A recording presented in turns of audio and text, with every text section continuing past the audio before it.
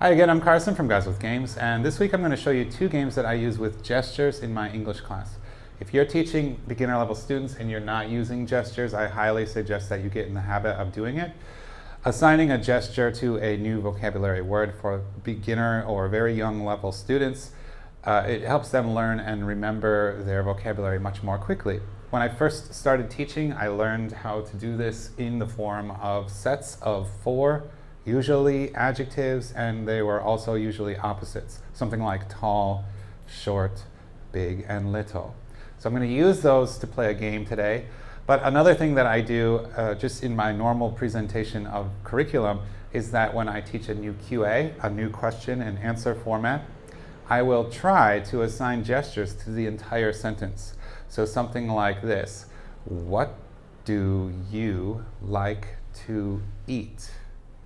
What do you like to eat? And if I do this every time I mention that sentence or that question, then students will start, you don't even have to tell them to do it, they will start doing it on their own. And then it helps when you later need to give them a cue about the missing word that they can't quite remember. Oh, okay, got it. So games, how do you do this? Well, the first one is very simple. I will play a game about I'm not going to say anything, I'm going to do the gesture for that question, and the first student who can recognize that question without hearing any English words and tell me their answer in English, they get a point, or they get a point for their team. So I would do it like this.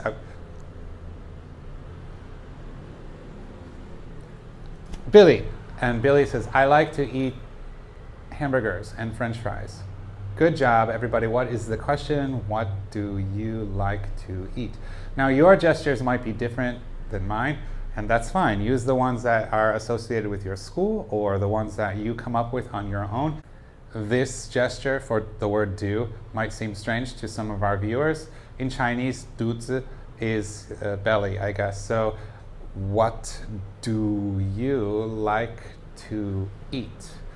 Makes sense to my students. But again, you would have to change your gestures to fit whatever your students are capable of remembering. Here's another one.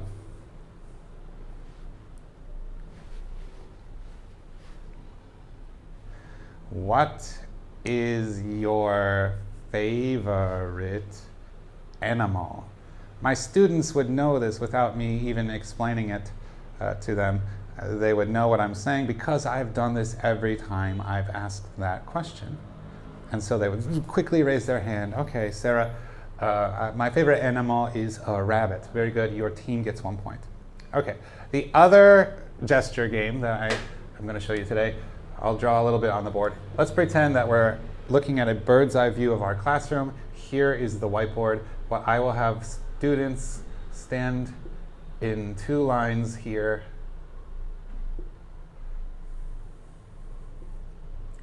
And what they need to do is, I will stand back here, so Teacher Carson is here, and everybody is looking this way, and I'll tap these 2 students on the back, and I'll show them a gesture, so something like this. And then they will say, oh, okay.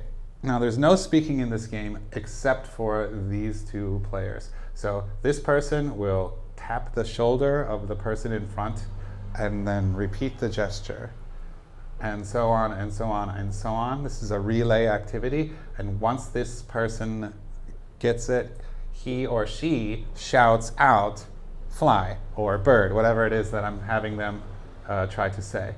And whichever of these 2 front people say it first, their team gets 1 point on the board.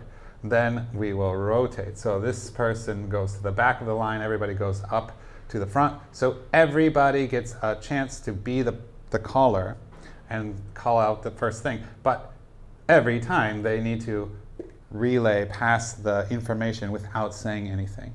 Maybe the next one, in my school this means generous.